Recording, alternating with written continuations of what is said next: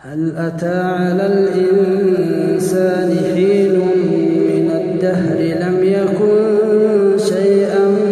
مذكورا إنا خلقنا الإنسان من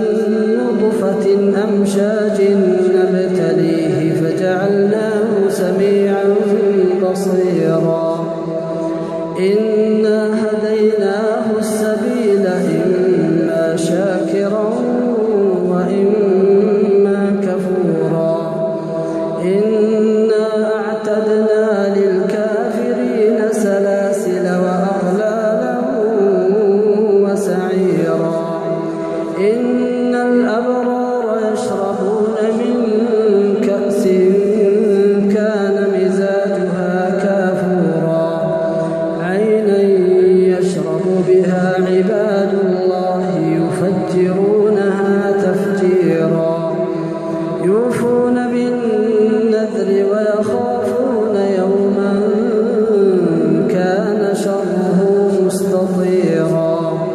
ويطعمون الطعام على حبه مسكينا ويتيما وأسيرا إنما نطعم